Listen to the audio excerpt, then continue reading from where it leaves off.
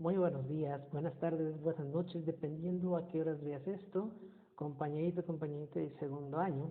En esta ocasión vamos a trabajar el tema de la diversidad en la forma en que se expresa el español. Ya desarrollamos algunas actividades a este respecto. Les pedí que investigaran una palabra en español de México y que investigaran cómo se decía esa misma palabra pero en español de otros lugares. Por ejemplo, para referirte a un compañero, un chavo, un joven, aquí utilizamos la palabra compañero, chavo o joven. Pero, por ejemplo, en países de Centroamérica como en El Salvador, se utiliza la palabra chamo para referirse al chavo o al joven. Una que yo conozco, por ejemplo, es cuando tenemos sorpresa, nosotros decimos, ¡órale! En El Salvador, porque tengo un amigo con el que conviví hace años, él es de allá. En lugar de decir, ¡órale! Él decía, ¡náguara! Es decir, cada país tiene sus propias expresiones. Hay muchas coincidencias en el significado de las palabras, pero también intervienen lo que son los regionalismos, es decir, expresiones o palabras propias del lugar en donde la persona radica, donde la persona vive, lo cual pues está inserto a través de la cultura y eso nos lleva a pensar que el uso de esas palabras y su significado pues también son hereditarios de generación en generación. Por eso mismo te pregunto, ¿qué piensas tú que es la diversidad? ¿Tiene la diversidad de algo que aportar a nuestro idioma? ¿La diversidad es rica para aprender de ella? En clase veíamos que sí, la diversidad, lejos de ser un obstáculo, puede ser una red de aprendizaje bastante interesante porque puede ayudarnos a ver cómo aprenden los demás, qué es lo que hacen los demás, qué funciona con los demás, diferente a lo que hago yo, y así podemos nosotros ver con claridad qué podríamos adoptar de lo que otros hacen en nuestras propias actividades. Por eso la diversidad es muy valiosa. Ahora, como las hemos hecho en clase, vamos a hacer un poquito de lectura de entonación. Recuerda que para leer debes, uno, debes estar de pie. Dos, sostener tu libro con las dos manos. Y tres, tus brazos deben de estar separados, separados de tu tórax para no presionar los pulmones que te dan aire para poder pronunciar. Comencemos, pues. Estamos en la página 219 de nuestro libro de texto. Recuerda que es importante practicar regularmente la lectura de entonación. Puedes utilizar tu propio libro o puedes utilizar algún libro o material de lectura de tu preferencia. Cualquiera es bueno. Dice, el español que se habla en México se distingue de las otras variedades de este idioma que hemos conocido gracias a cuatro características destacadas. Cuatro características. Vamos a ver la primera. Los mexicanos tienden a mantener el sonido de la letra S al final de cada sílaba y de fin de palabra en contraste con el español costero o del Caribe. Ojo, cuando se habla de las islas del Caribe nos estamos refiriendo a los territorios que se encuentran en la zona del Golfo de México. ¿Ok?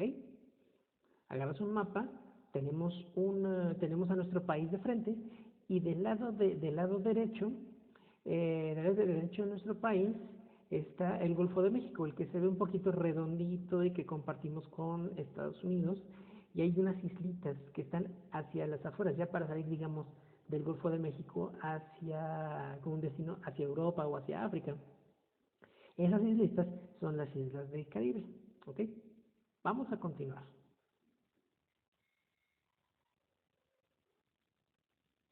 En el que se pierde esta letra, estamos hablando de la letra S, que fue característica del habla de los colonizadores del sur de España. Por ejemplo, en México se dice los perros, perros, con S al final de cada palabra. Mientras que en el Caribe, y también lo he escuchado en algunos países de Sudamérica, dice los perros o simplemente los perros, refiriéndose al plural, es decir, a muchos, a varios perros.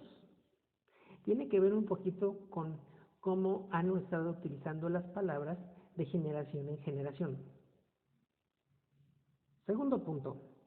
Los mexicanos mantienen la letra D entre vocales en contraste con el español, por ejemplo, de Cuba, de Puerto Rico, de República Dominicana y otros lugares.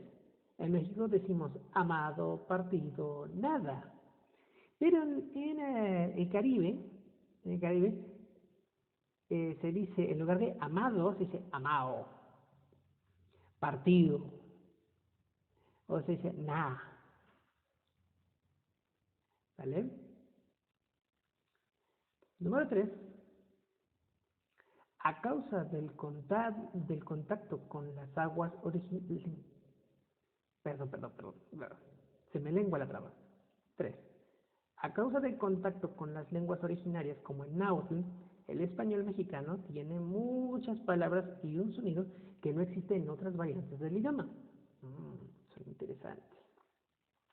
Vamos a ver, por ejemplo, los mexicanos pronuncian el sonido TL o tl, mientras que en otras variedades del español este sonido es imposible o casi imperceptible. En México, cuando dividimos la palabra en sílabas, vemos la palabra Atlántico, Atlántico. En el resto del mundo hispano, o buena parte del mundo hispano, la palabra se divide en Atlántico. ¿Te das cuenta? En México es Atlántico. Y en otros lugares de habla hispana es Atlántico. Esto se aprecia un poquito mejor cuando estás hablando con una persona de estas regiones geográficas. Ahora vamos a platicar sobre el español mexicano. Híjole, cada uno de nosotros tenemos a veces nuestra propia forma de expresarnos, a veces en nuestra propia familia. Papá, mamá, los abuelos, los tíos, los primos tienen sus propias palabras. El español mexicano, el propio de nuestro país, tiene diferentes expresiones. Vamos a ver algunas. Platicar, se escucha mucho este verbo en vez de usar la palabra conversar o charlar. No dices, voy a conversar con mi amigo o con mi amiga. No, dices, voy a platicar con él o con ella. Platicar en lugar de charlar o conversar. Ahorita, ¿cuántas veces no nos han dicho, ya vente a comer? ¿Y qué dices tú? Ahorita voy, mamá. Exactamente. Ahorita es una palabra que se usa para indicar ahora mismo, dentro de poco tiempo o en poco lapso de tiempo. Por ejemplo, no dices, cuando te gritan, vente a desayunar. Tú no gritas, dentro de un minuto, madre. No, dices, ahorita voy. Estas expresiones no están mal, son adaptaciones de palabras más correctas a un lenguaje más coloquial, más sencillo y más inmediato. Otra palabrita ya para cerrar esta parte, usamos la palabra órale o ándale. Esto expresa afirmación, sorpresa, acuerdos, que entendiste o que está bien. Muchas veces decimos, ok, vamos a ver fútbol. Órale. En lugar de decir, está bien o entendido. Vamos a integrar las posiciones del equipo de fútbol. Ok, tú vas a hacer defensa y tú dices, órale. En lugar de decir, entendido. Nosotros vamos utilizando el español y lo vamos adaptando a nuestras formas. ¿Ok? Bueno, Es importante que envíes estos trabajos por plataforma, recuerda, por plataforma, ¿ok? Recuerda que para poder hacerlo tienes que entrar a la sección de tareas de la plataforma y adjuntar el archivo correspondiente por ahí para poder llevar un mayor control. Recuerda que la sección de tareas tiene un día y fecha de apertura y un día, fecha y hora de apertura y fecha y hora de cierre. Si no subes tu archivo a la plataforma antes de que ésta se cierre, entonces ya no podrás entregar en tiempo y forma y ya no podrás aspirar a ese hermoso 10 que está esperando por ti. ¿Ok? Lo puedes hacer por plataforma, lo puedes hacer también por el correo electrónico. Recuerda que si envías por correo electrónico, sí te lo voy a recibir, pero si ya lo haces fuera de tiempo, entonces ya no podrás aspirar a ese hermoso 10, será un poquito menos lo que obtendrás. Por eso es importante el uso de la plataforma. Por favor. ¿Ok? Muy bien.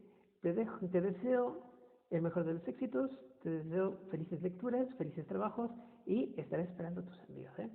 Cuídate. Bye.